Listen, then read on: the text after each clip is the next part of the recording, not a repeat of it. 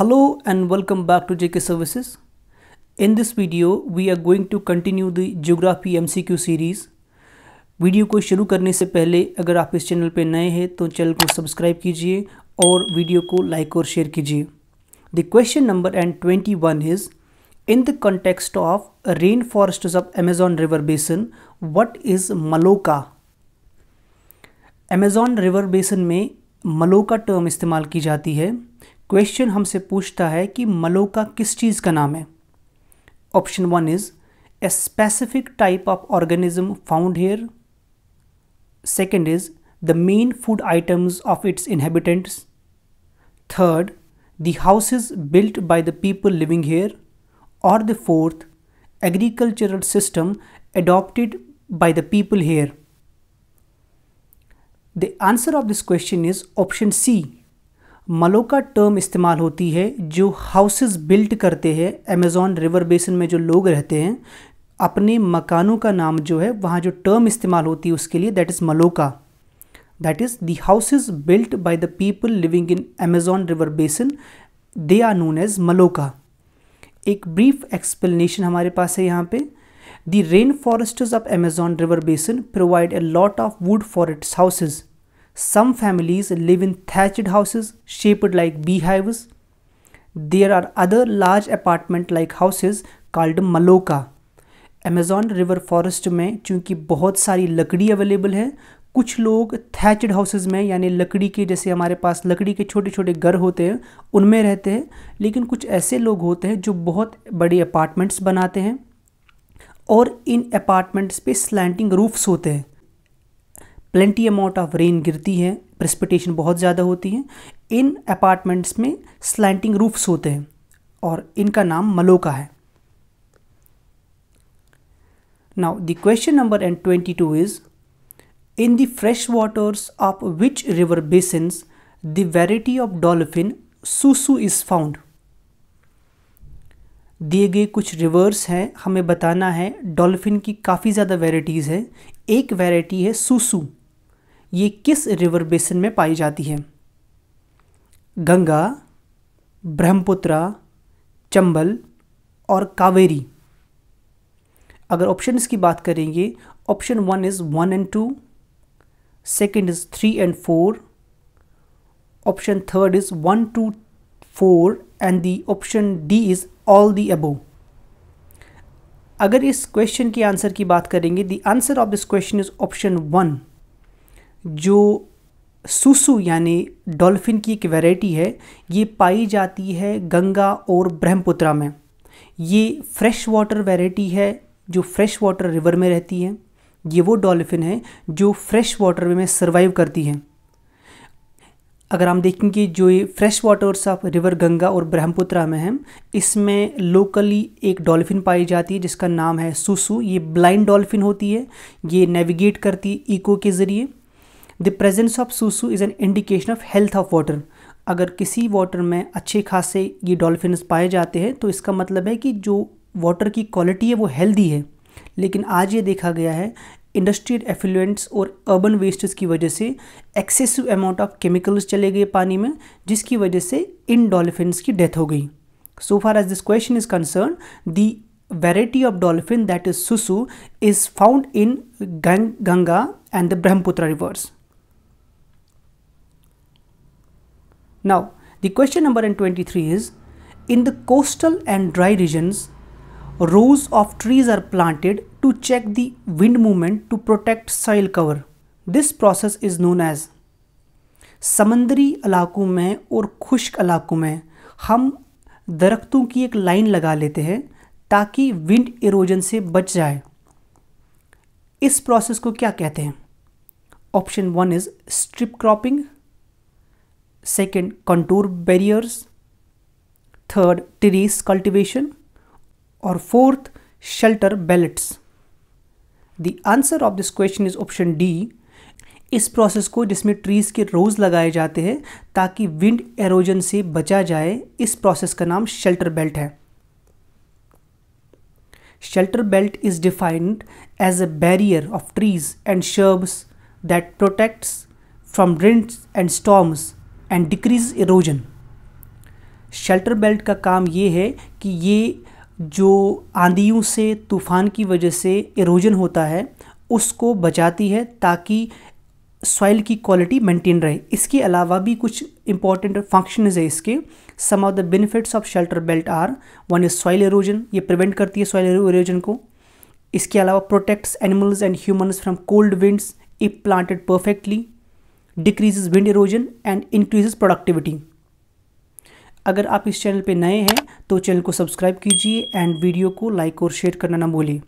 इस वीडियो का PDF आप हमारे टेलीग्राम चैनल पे भी डाउनलोड कर सकते हैं, जिसकी लिंक इस वीडियो के डिस्क्रिप्शन में है। The question number 24 is soil is derived from the weathering of igneous and metamorphic rocks. नीचे दिए गए कुछ टाइप्स है सॉइल्स के, हमें बताना है कि कौन सी ऐसी सॉइल है जो बनती है जब वेदरिंग होती है इग्नियस और मेटामॉर्फिक रॉक्स की। As a result of this एक किस्म की सॉइल बनती है, कौन सी वो सॉइल है? Option 1 is red soil, second is black soil, third is laterite soil और the fourth is mountain soil. The answer of question number 24 is red soil. जब इग्नियस और मेटामॉर्फिक रॉक्स की वेदरिंग होती है वहाँ जो सॉइल बनती है उसे रेड सॉइल कहते हैं। Red soil is a type of soil that develops in warm, temperate, moist climate under deciduous or mixed forests and that have thin organic and organic mineral layers. Red soil is generally derived from crystalline rocks. They are usually poor growing soils. इनमें लो nutrient content होता है, humus की content भी कम होती है and difficult to cultivate क्योंकि इनमें water holding capacity कम है। So the answer of this question is you need to remember that igneous and metamorphic rocks के बाद, वेदरिंग के बाद जो सॉइल बनती है दैट्स रेड सॉइल, बट ये प्रोडक्टिविटी के हिसाब से उतनी अच्छी सॉइल नहीं होती। Now the question number 25 is which of the following statements is or correct? Option 1 is rice grows best in alluvial clay soil. Second option is coffee grows well in drained loamy soil and warm wet climate. The third option is tea grows well in drained loamy soil and gentle slopes. हमें बताना है कि इन तीन statements में कौन सा सही है या ये सारे स्टेटमेंट सही है। Option 1 is 1 and 2 only, B is 2 and 3 only, C is 1 only और the last option says all the above statements are correct. इस क्वेश्चन का जो आंसर है दैट इज ऑप्शन डी, ये तीनों स्टेटमेंट सही है। राइस को बेहतर तरीके से ग्रो किया जाता है एलुवियल प्लेन्स में, क्योंकि जो हमारा नॉर्दर्न इंडिया है, सारे नॉर्दर्न इंडिया का जो राइस बेल्ट है दिस इज़ बिकॉज ये सारा एलुवियल प्लेन का बेल्ट है। इसके अलावा जो कॉफ़ी है ये ग्रो होती है वार्म क्लाइमेट्स में, क्योंकि कॉफ़ी के लिए चाहिए warm and wet climate and well drained loamy soil. Rice के लिए रिक्वायर्ड है high temperature, high humidity and rainfall, इसीलिए it grows best in alluvial clay soil. Tea requires cool climate and well distributed high rainfall throughout the year for the growth of its tender leaves. So the answer of this question is option D, that is all the statements are correct. The question number 26 is slash and burn practice of agriculture is known as। Slash and burn practice of agriculture को किस नाम से जाना जाता है? Option 1 is intensive farming, second is extensive farming, third is shifting farming और the fourth is nomadic farming. The answer of this question is option C, shifting cultivation दूसरा नाम है slash and burning practice of agriculture का। इसमें क्या किया जाता है, जो ट्राइब्स होते हैं वो एक पैच ऑफ लैंड पे जितने सारे भी दरख्त हैं उनको काट के जलाया दिया करते थे। In fact in some areas in the north eastern this is still prevalent. इसमें क्या काम करते थे ये ट्राइब्स, ये इसको आग लगाते थे। आग लगाने के बाद इसका सारा ह्यूमस इस सॉइल में ऐड होता था। कुछ साल तक इसमें ये अपनी दान उगाया करते थे, क्योंकि आफ्टर कपल ऑफ ईयर्स इस सॉइल की फर्टिलिटी जो है वो डिक्रीज़ हो जाती थी। Then they use to abandon this soil, ये इसको छोड़ के कहीं और चले जाते थे एंड सिमिलर प्रैक्टिस को वहाँ शुरू करते थे। दिस प्रैक्टिस, ये जो पैटर्न है प्रैक्टिस का, इसको स्लैश एंड बर्न प्रैक्टिस कहते हैं और इसका दूसरा नाम है शिफ्टिंग फार्मिंग और शिफ्टिंग कल्टिवेशन। एक ब्रीफ एक्सप्लेनेशन यहाँ पे है, पीडीएफ में आपको प्रोवाइड कर लूँगा, आप इसको पढ़ लीजिएगा। बाकी the answer of this question is option C. Now, the question number 27 is cultivation of grapes is known as। grapes की cultivation को क्या कहते हैं? Option 1 is viticulture, option B is horticulture, C sericulture और D pisciculture। The answer of this question is option 1।